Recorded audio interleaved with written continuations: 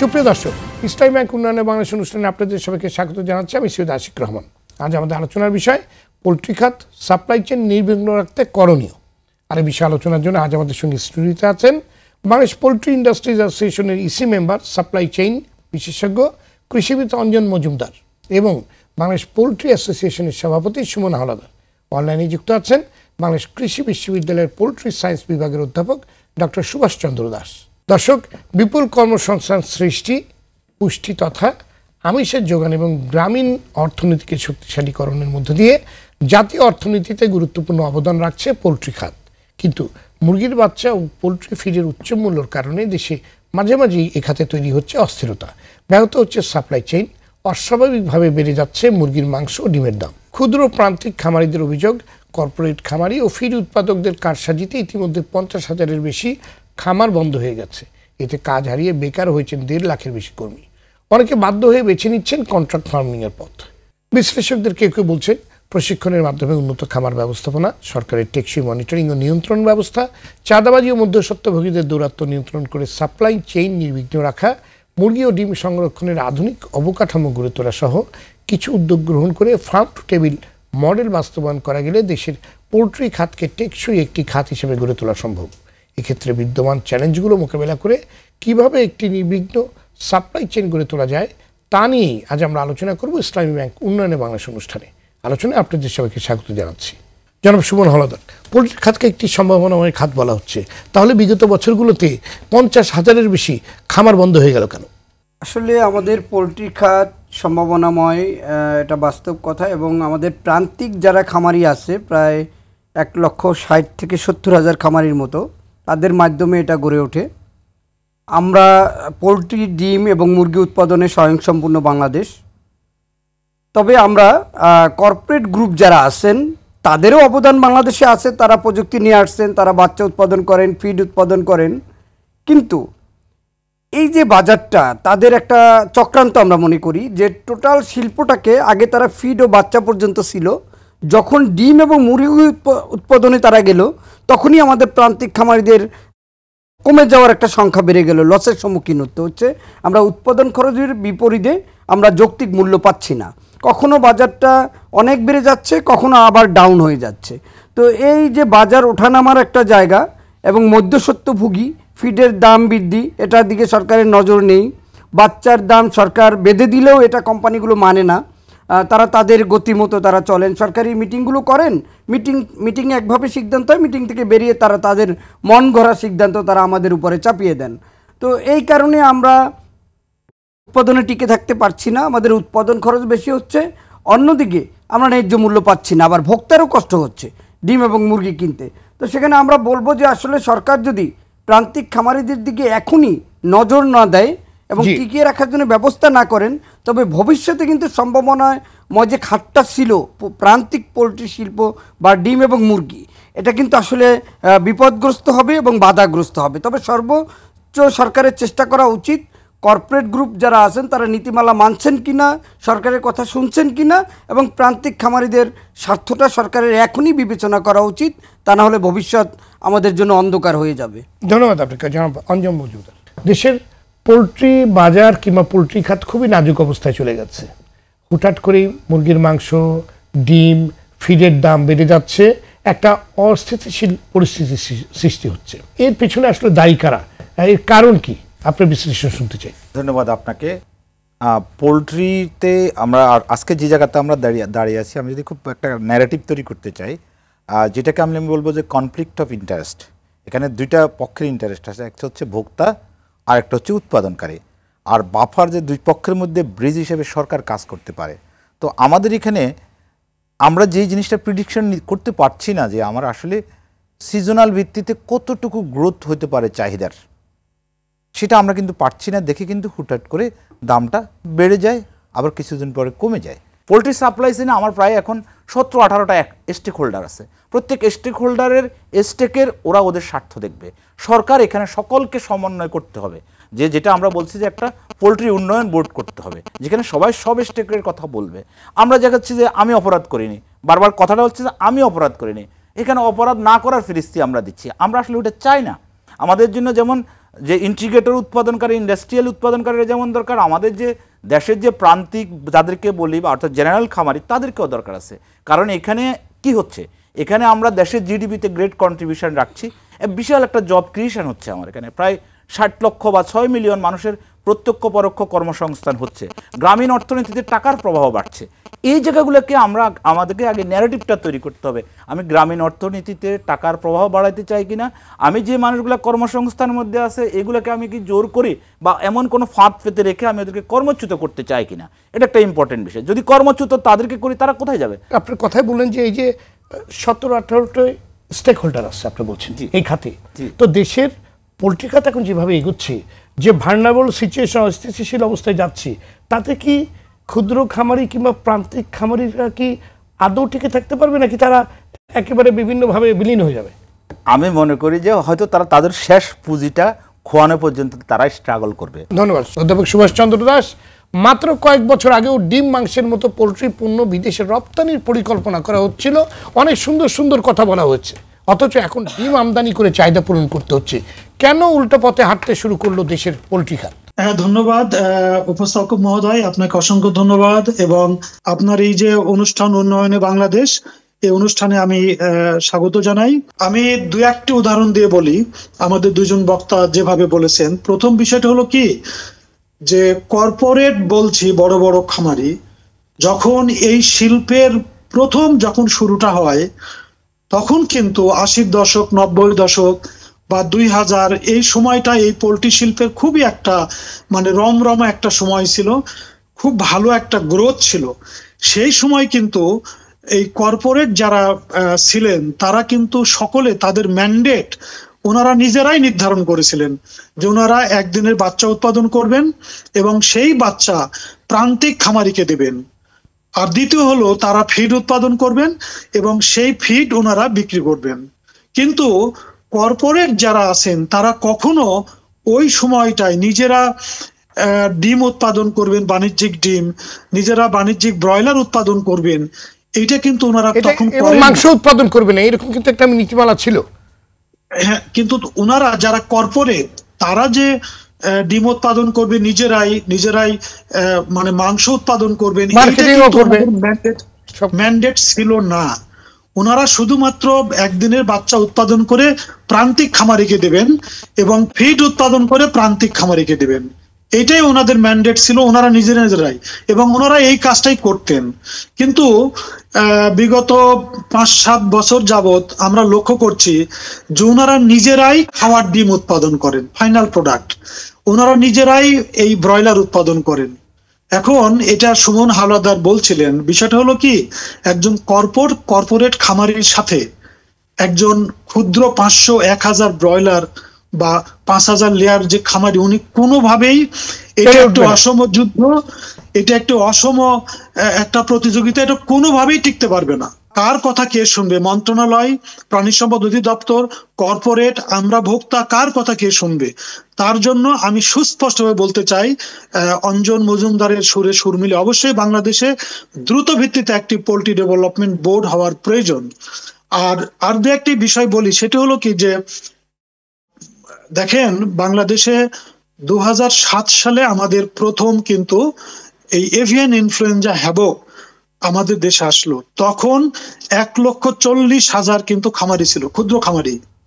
এবং সেই সময় থেকে 2007 থেকে 2011 এই সময়টা আমাদের একটা চরম একটা ক্রুশিয়াল একটা মোমেন্ট যাচ্ছিল, সময় যাচ্ছিল।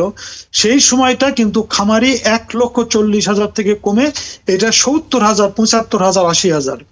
আজকে 2025 সাল, আমরা কথা বলছি উন্নয়নে বাংলাদেশ, খামারের সংখ্যা কিন্তু অমনটি রয়ে গেছে। এই 70,000, 75,000, 80,000 খামারের সংখ্যা বাড়লো না। অথচ উল্টো দিকে চিন্তা করেন, প্রতি বছর কিন্তু মিট কনজাম্পশন বেড়ে যাচ্ছে, এগ প্রোডাকশন বেড়ে যাচ্ছে। তাহলে এই যে মানে খামারির সংখ্যা অর্ধেক হয়ে গেল, ডিম কোথা থেকে আসলো, এই মাংস কোথা থেকে আসলো? এইটি হলো কর্পোরেট। এখন কিন্তু আগে যেটা 100%, 2014-15 পর্যন্ত 100% খাওয়ার ডিম উৎপাদন করত ক্ষুদ্র খামারি, 100% ব্রয়লার মাংস উৎপাদন করত ক্ষুদ্র খামারি। এখন কিন্তু এটা মোটামুটি 50-50 হয়ে গেছে। অর্থাৎ 50 ভাগ যে উৎপাদন তার মোটামুটি 50 ভাগ উৎপাদন করে কর্পোরেট। এখানে কোনো ঝুঁকি কি আপনি দেখছেন? এই 50-50 হয়ে যাওয়ার কি কোনো ঝুঁকি দেখছেন? আপনি যেটা বলছেন সেটাই ঝুঁকি। সেটি হচ্ছে যে এই ক্ষুদ্র খামারি যারা কেউ জমি মানে বন্ধক রেখে, কেউ হয়তো গরু বন্ধক রেখে তারা এই ব্যবসায় আসছে। সমস্যা হচ্ছে যারা নতুন উদ্যোক্তা, এর মধ্যে একজন উদ্যোগ নিলেন, 1 ব্যাচ লাভ হলো, 2 ব্যাচ লাভ হলো, 3 ব্যাচে গিয়ে এমন একটা ক্ষতির সম্মুখীন হলেন উনি আর এই শিল্পে থাকতেই পারলেন না। তো এইটি হলো বড় সমস্যা। জি, আমি এই সমস্যাগুলো নিয়ে আপনার কাছে আবার আসবো। জনাব সুমন হাওলাদার, মাঝে মাঝে মুরগি ও ডিমের সাপ্লাই চেইন ভেঙে পড়ছে এবং আবার কখনো কখনো মুরগির বাচ্চা ও ফিডের দাম অস্বাভাবিক হারে বেড়ে যাচ্ছে এবং কেউ কোনো যৌক্তিক কারণ বলতে পারছে না। অনেকে ইন্টারন্যাশনাল মার্কেটের দোহাই দিয়ে, অনেকে অনেক রকম কথা বলে, অনেকে ডলারের এক্সচেঞ্জ রেটের কথা বলে দাঁড় করানোর চেষ্টা করছে। কিন্তু আমরা তথ্যে যা দেখছি তাতে গত 4 বছরের মধ্যে ইন্টারন্যাশনাল মার্কেটে ভুট্টার দাম সর্বনিম্ন পর্যায়ে রয়েছে। মানে ফিডের জন্য যা যা দরকার সেগুলো সবই আপনার সর্বনিম্ন পর্যায়ে রয়েছে। কিন্তু বাংলাদেশের বাজারে কোন যুক্তিতে এগুলোর দাম বাড়ানো হয়, আমরা সেই যুক্তিগুলোকে কোনোভাবেই আমরা বুঝতে পারছি না। আপনার কাছে শুনতে চাই করণীয় কি বলে আপনি মনে করেন? করণীয় আমি মনে করি যে সরকার বাংলাদেশে যারা ফিড এবং বাচ্চা উৎপাদন করে বড় বড় কর্পোরেট গ্রুপ, তাদেরকে লাভবান করার জন্য এবং তাদেরকে উৎপাদনে টিকিয়ে রাখার জন্য আমদানি নীতিটা বন্ধ করে রাখা হয়েছে। এলো একটা আমদানি নীতি বলতে, যেমন একদিনের মুরগির বাচ্চাটা আমদানি করা যাবে না দেশীয় শিল্প টিকিয়ে রাখার জন্য। এবং ইউক্রেন রাশিয়ার যুদ্ধের দোহাই দিয়ে তারা পোলট্রি ফিডের দাম বাড়িয়েছেন সেই 2022 সালে, যেটা এখনো কমেনি, যেটা আন্তর্জাতিক বাজারে 2022-এর মে মাস থেকে কমা শুরু হয়েছে এবং আমাদের দেশে 23 সালেও এটা বাড়ছে দাম, কিন্তু এখন পর্যন্ত দাম বাড়তি অবস্থায় আছে। আমরা অনেক চিল্লাচিল্লি দাবি করার পরে 1 টাকা কমাইছে, তার মানে 30 টাকা পার কেজিতে পোলট্রি ফিডে বা পশুখাদ্যতে বাড়িয়ে 1 টাকা কমিয়ে তারা ঘোষণা দিচ্ছে আমরা এদের দাবির পরিপ্রেক্ষিতে দাম কমিয়েছি। আসলে কত কমিয়েছে, কত পার্সেন্ট কমিয়েছে এটার দিকে নাই। আরেকটা হচ্ছে যে একটা মুরগির বাচ্চা যেমন 2022 সালেও পাওয়া গেছে তারা সর্বোচ্চ বিক্রি করছে 30 টাকা, কিন্তু এখন সেই বাচ্চাটা যেমন লেয়ার মুরগির বাচ্চাটা বিক্রি হচ্ছে 70 থেকে 80-90 টাকা পর্যন্ত এবং ব্রয়লার বাচ্চাটা বিক্রি হচ্ছে প্রায় 60 থেকে 70 টাকা পর্যন্ত। বাচ্চার চাহিদা আছে আমাদের 2.5 কোটি, সেখানে বাচ্চা উৎপাদন হচ্ছে 2 কোটি। এই সুযোগটা কাজে লাগানো যাচ্ছে। সুযোগটা তারা নিজেরাই এটাকে ডিএলএসকে দিয়ে সরকারিভাবে এটাকে কমিয়ে উৎপাদন করা হচ্ছে। আমাদের ফিডের চাহিদা হচ্ছে 1,20 লাখ টন, সেখানে উৎপাদন করা হচ্ছে 80 থেকে 87 লক্ষ টন, কিন্তু আমাদের মুরগির উৎপাদন বেশি আছে, ডিমের উৎপাদন বেশি আছে। কিন্তু ডিমের উৎপাদন বাজারে যখন একটু দাম বেড়ে যায়, যেমন বাজারে যদি এখন ফিড মুরগির বাচ্চার দামের উপর নির্ভর করে 1 কেজি ব্রয়লার মুরগির ভোক্তা পর্যন্ত দাম, যৌক্তিক দাম 200 থেকে 220 টাকা। একটি ডিমের দাম যদি ধরি আমার উৎপাদন খরচের বিপরীতে, তো একটা 12 থেকে 13 টাকা যৌক্তিক দাম। এবং 1 কেজি সোনালী মুরগি যদি ধরি সেটার দাম 300 থেকে 320 টাকা যৌক্তিক দাম। তবে যৌক্তিক জায়গায় কেন থাকে না, সরকার দাম নির্ধারণ করে দিলেও কেন থাকে না? এর কারণ হলো বাচ্চার দামটা সরকার নির্ধারণ করে দিলেও তারা মানছে না, তারা ইচ্ছাকৃতভাবে বাচ্চা দ্বিগুণ দামে বিক্রি করছেন, আবার সরকারের কাছে আবেদন করতেছেন অর্থনৈতিক সুবিধার জন্য যে আমরা গত জানুয়ারি থেকে ডিসেম্বর পর্যন্ত 750 কোটি টাকা লস করছি। আবার এটার জন্য সরকার তদন্ত করা উচিত যে তারা কী পরিমাণ বাচ্চা উৎপাদন করছে, কী পরিমাণ বিক্রি করছে, কার কাছে বিক্রি করছে, কত টাকায় বিক্রি করছে। আরেকটা ব্যাপার হলো তাদের যে একটা কোম্পানি ছিল যখন 2000 সালে বা 96 সালে, এখন তাদের প্রত্যেকটা যারা বড় বড় রাঘব বোয়াল প্রত্যেকের 10 থেকে 20-30টা পর্যন্ত তাদের কোম্পানি আছে। আর আমরা প্রান্তিক খামারি যারা 200 মুরগি থেকে শুরু করছি বা 2000 মুরগি থেকে শুরু করছি, আমরা কিন্তু এখন 10 লাখ, 20 লাখ, 50 লাখ টাকা ঋণগ্রস্ত।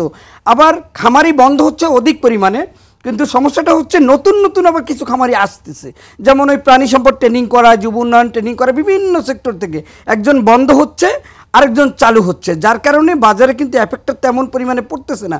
তবে একটা সময় যখন সবাই দেখবে যেটা লসের ব্যবসা, তখন কিন্তু এই সেক্টরে আর ইনভেস্ট আসবে না। তবে বড় বড় ইনভেস্টগুলো তারা করতেছে ঠিক আছে, কিন্তু প্রান্তিক খামারিদের দিক নজর দিতে হবে। পোলট্রি বোর্ড ডেভেলপমেন্ট বোর্ড, যেটা আমরা 2022 সাল থেকে দাবি করে আসতেছি এবং পোলট্রি নীতিমালায় সেটা অন্তর্ভুক্ত হয়েছে, কিন্তু এখন পর্যন্ত সেটা বাস্তবায়ন করা হচ্ছে না। সরকার দায়িত্ব নিয়ে প্রান্তিক খামারিদের উৎপাদনে ধরে রাখতে হবে, কারণ এখন ব্রয়লার মুরগি মানুষ রান্না করে খায়, ব্রয়লার মুরগি ফ্রাই করে খায়, ব্রয়লার মুরগি বিভিন্ন রকমের গ্রিল করে খায়, অনেক রকমের ব্যবহার হচ্ছে এবং এটা প্রোটিন ধরে রাখতে হলে প্রান্তিক খামারিদের টিকিয়ে রাখতে হবে। ধন্যবাদ আপনাকে জনবাঞ্জন মজুমদার।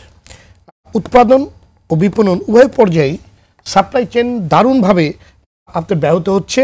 এটা ঠিক রাখার ক্ষেত্রে একজন বিশেষজ্ঞ হিসেবে আপনি কি ধরনের চ্যালেঞ্জ দেখছেন এবং কি করণীয়?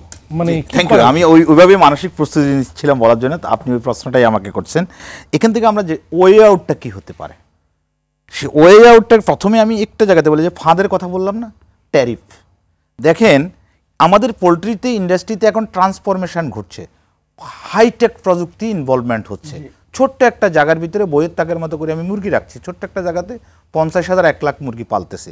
এখন দেখেন একজন ছোট খামারি বা ছোট উদ্যোক্তা যার পুঁজি কম, উনি কিন্তু আধুনিক প্রযুক্তিগুলো আনতে পারছেন না, কারণ অনেক পরিমাণে তার কাগজপত্র ডকুমেন্টেশন লাগে, যার কারণে উনি আনতে পারে না। তাহলে উনিও কিন্তু এই আধুনিক প্রযুক্তিগুলো সমন্বয় করতে পারেন, বাট ওনার ইম্পোর্টের ক্ষেত্রে ওনার এসএস কোড হয়ে যাচ্ছে ভিন্ন, যেখানে ট্যাক্স 35 থেকে 40% পর্যন্ত তার ট্যারিফ চলে আসতেছে ইম্পোর্টের উপরে, কারণ ওটা থার্ড পার্টি আনবে, ওনার কাছে বিক্রি করবে, ট্যাক্স ভ্যাট সবগুলো যোগ করে ওনার থেকে লাভ নেবে।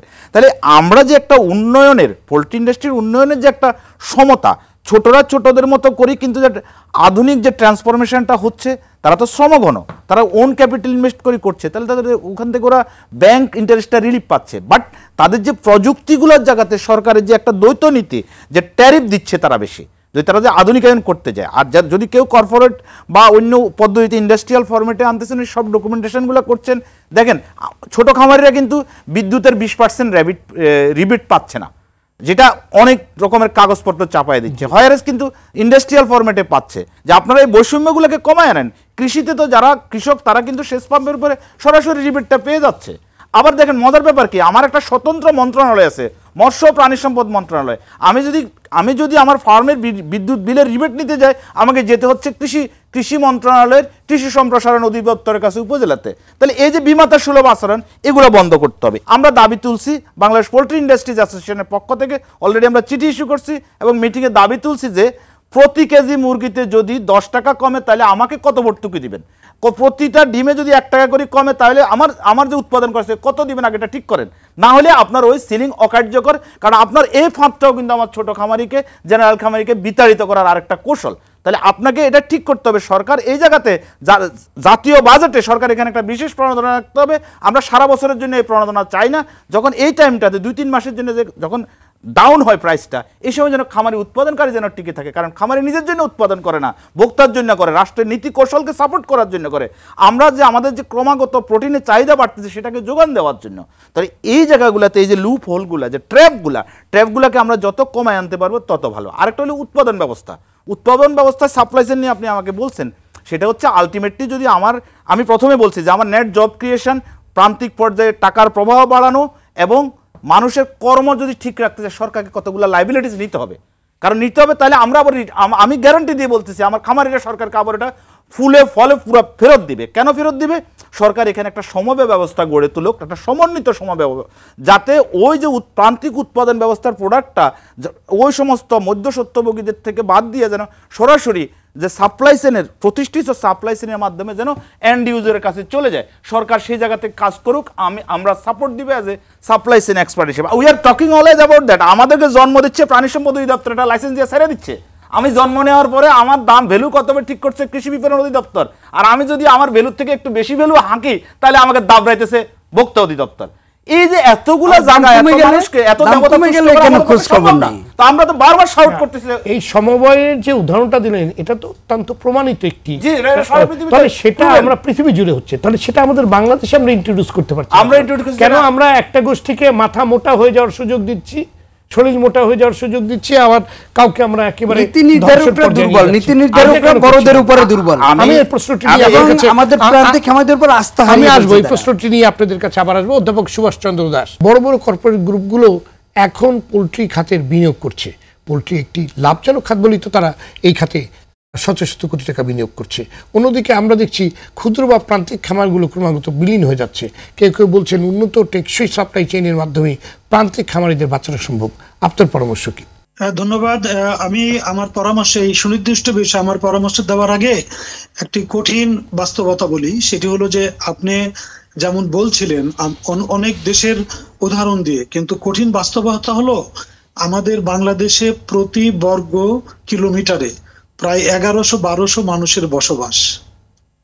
তো সেইখানে আপনি পোল্ট্রি আপনি নিজে বলছিলেন, কিন্তু সেই জায়গায় আপনি পোল্ট্রি পালন করবেন, হাঁস মুরগি কোয়েল কবুতর ব্রয়লার লেয়ার পালন করবেন, আর পাখির স্বাস্থ্য ঝুঁকি হবে না এইটা কিন্তু বলার সুযোগ নাই। সেই ঝুঁকিটা আছে, এটা আপনি বলছিলেন। আর দ্বিতীয় একটা কঠিন বাস্তবতা হলো, দেখেন আমাদের প্রায় 17 কোটি মানুষ, 17.5 কোটি মানুষ। আমি হলফ করে বলতে পারি বাংলাদেশের এই জনসংখ্যার একটি বড় অংশ তারা এই কুরবানির ঈদ ছাড়া গরুর মাংস এবং খাসির মাংস তাদের কিন্তু ভাগ্যে জুটে না। একটি বড় অংশ, আমি এটা হলফ করে বলতে পারি। এবং সারা বছর এই যে একটা প্রান্তিক মানুষ, যারা খেটে খাওয়া মানুষ, তারা কিন্তু মাংস বলতে এই ব্রয়লার মাংস খায়। বছরে মানে ওই কুরবানির ঈদেরটুকু বাদ দিলে বাকি সময়টা তারা কিন্তু 1 কেজি খাসির মাংস 1200 টাকা দিয়ে কিনে খাবে, ছেলে মেয়ে স্ত্রী সন্তান নিয়ে। এই সক্ষমতা কিন্তু অনেক মানুষের নাই। সেই জায়গায় দাঁড়িয়ে আপনি অনুষ্ঠান শুরুতেই যে বলেছিলেন এটি সম্ভাবনাময় খাত বলা হয়, এই জায়গায় আমি সুস্পষ্ট করে বলি এটি সম্ভাবনাময় খাত বলা হয় না। এটি পরীক্ষিত, প্রমাণিত, এটা একটি সম্ভাবনাময় খাত। আজকে প্রোটিন অব দি পোর যদি বলি সেটি ব্রয়লার মাংস। আর আপনার প্রশ্নের উত্তরে যদি বলি, দেখেন প্রান্তিক খামারি তারা, আমি সবসময় মাঠে কাজ করি, খামারিদের নিয়ে কাজ করি। প্রান্তিক খামারি আমি দেখেছি কাছে থেকে, ছোট্ট একটি ব্যবস্থাপনা তারা ভুল করে। প্রথম সপ্তাহে কিন্তু ব্রয়লার পাখি বা অন্য যে কোনো লেয়ারে তাদের কিন্তু একটা সুনির্দিষ্ট তাপমাত্রা দিতে হয়, 37.8 ডিগ্রি সেন্টিগ্রেড। তার একটা হিউমিডিটি আছে, তার একটা লিটার ম্যানেজমেন্ট আছে। করে কি তারা এগুলি খুব একটা বেশি আমলে নেয় না। না নেওয়াতে দ্বিতীয় সপ্তাহে গিয়া পাখিটা অসুখে পড়ে। যখন অসুখে পড়ে তখন তারা সেই থেকে শুরু করে 32 দিন বয়সে যে ব্রয়লারটা বিক্রি করে, হেন দিন নাই তারা একটা ওষুধ দেয় না। আরেকটু বলে নিই, কোন একটা নির্দিষ্ট একটা পয়েন্টে কিন্তু আপনি যদি আগান তাহলে ইন্ডাস্ট্রি, ওই যেটা আপনি বলছিলেন এই ক্ষুদ্র খামারি টিকবে না। আপনার একটা হলিস্টিক অ্যাপ্রোচ থাকতে হবে। আমি জাস্ট একটু আপনার একটু সংক্ষেপে একটু কথা বলি। সেটা হচ্ছে কি যে আমি খুবই বিনয়ের সাথে বলবো যারা সংশ্লিষ্ট আছেন যে আমাদের অবশ্যই এটি, আমি ব্যবসায় নেমেছি, আমি তো ব্যবসা করবই, আমার তো মুনাফা অবশ্যই এটা আমার লক্ষ্য, আমি মুনাফা তো করবই।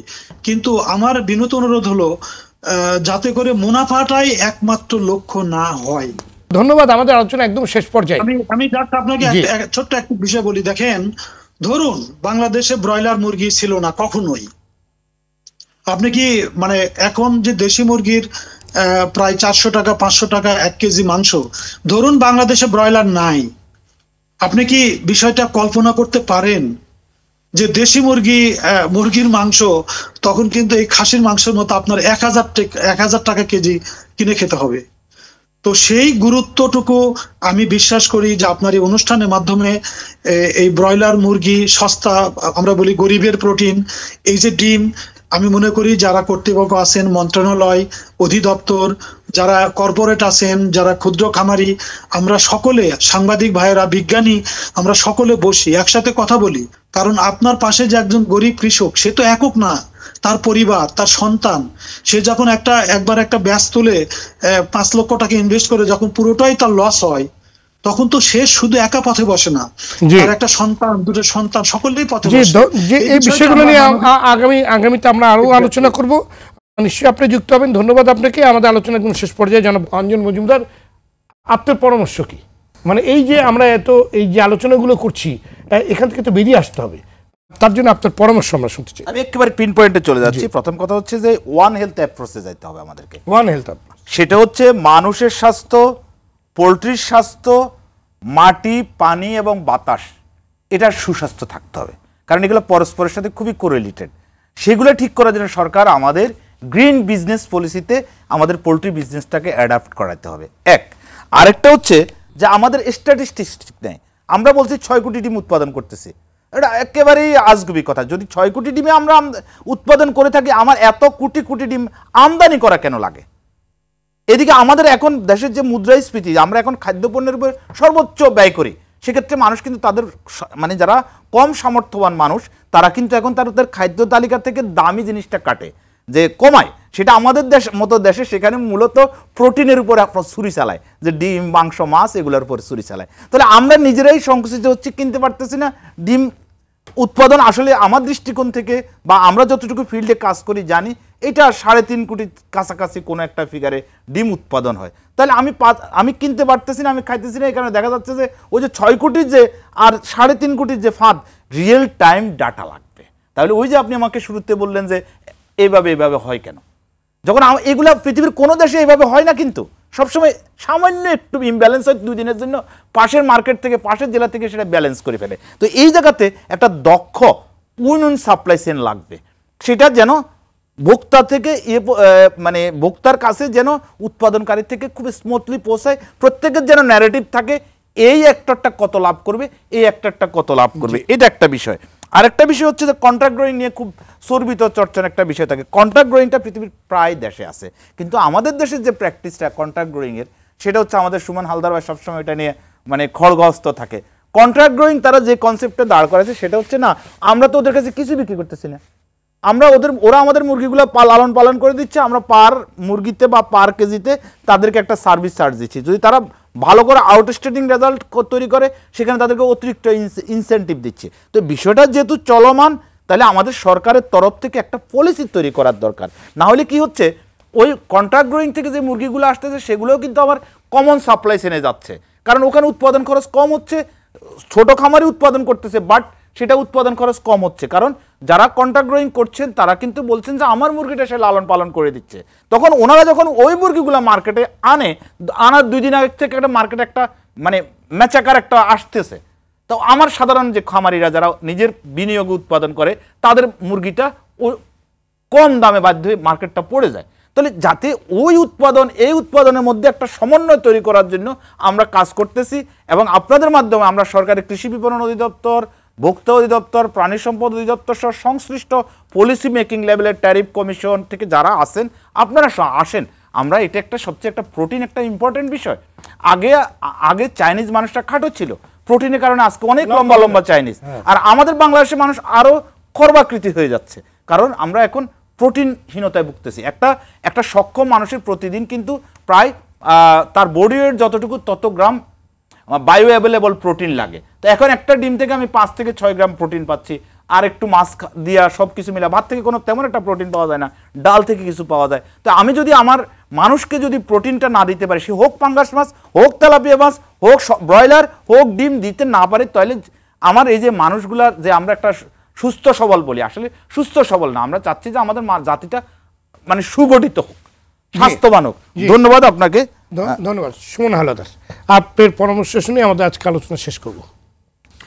আসলে আমাদের দেশে প্রোটিনের যদি সাপ্লাই চেইনটা ঠিক রাখতে হয়, সেক্ষেত্রে বড় উৎপাদনকারী হচ্ছে প্রান্তিক খামারিরা, এবং বড় বড় কর্পোরেট গ্রুপও উৎপাদন করেন, কিন্তু তারা কিন্তু আমাদের মাধ্যমে উৎপাদন করিয়ে নিতে চাচ্ছেন, যেটা কন্ট্রাক্ট গ্রোয়িং বলা হয়। এবং তাদের একটা পলিসি আছে যেটা হলো 2টা ভাবে উৎপাদন করে, একটা হলো ফিড, বাচ্চা, মেডিসিন, মুরগি, ডিম সব কিছুই উৎপাদন করবেন। আরেকটা হচ্ছে খামারির দ্বারা, প্রান্তিক খামারির দ্বারা তারা উৎপাদন করে নিচ্ছেন, কিন্তু এরা ইচ্ছাকৃতভাবে, বিশেষ করে মুক্তবাজার অর্থনীতিতে সাপ্লাই চেইনে যখন একটা বসে যে উৎপাদন বেশি হলে দাম কমে যাবে, ঠিক ওই মুহূর্তটায় প্রান্তিক খামারির সংখ্যাটা কমে যাচ্ছে।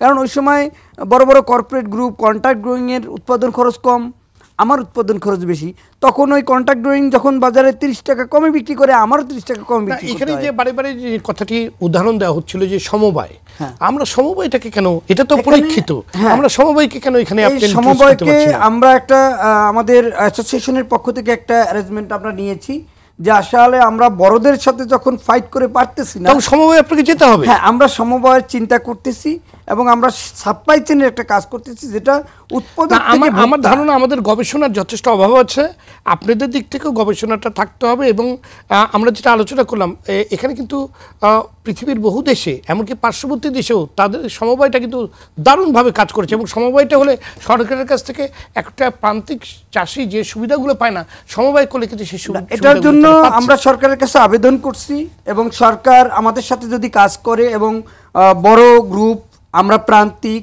যারা এই বিশ্ববিদ্যালয়ের প্রফেসরগণ আছেন, বিজ্ঞানীগণ আছেন, সকলকে নিয়ে যদি একটা সুন্দর সুষ্ঠু বাজার ব্যবস্থাপনা এবং এই শিল্পকে টিকিয়ে রাখার জন্য চেষ্টা করা হয়, তাহলে এই শিল্প টিকবে।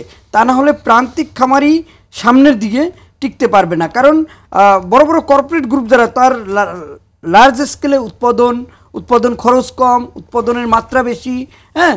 তো এটা নিয়ে আসলে আমরা সরকারের কাছে বারবার বলতে চাচ্ছি উৎপাদন দক্ষতা, প্রোডাকশন এন্ড এবং প্রোডাক্টিভিটি, এবং আমাদের প্রান্তিক খামারি আমি একটু বলে দেই, যেটা হচ্ছে যে এই যে আমাদের অ্যান্টিবায়োটিকের কথা স্যার বললেন, হ্যাঁ, আসলে আমাদের প্রান্তিক খামারি যদি উৎপাদনে দক্ষতা অর্জন করানো যায়, সরকার উদ্যোগ নিয়ে ব্যবস্থা নিতে হবে যে প্রান্তিক খামারদের কিভাবে দক্ষতা উন্নয়ন, বাজার ব্যবস্থাপনা, উৎপাদক থেকে ভোক্তা পর্যন্ত যা করতে হয় সিস্টেমটা ইন্ট্রোডিউস করতে হবে। ধন্যবাদ আপনাদের সবাইকে আজকে আলোচনায় যোগ দেওয়ার জন্য।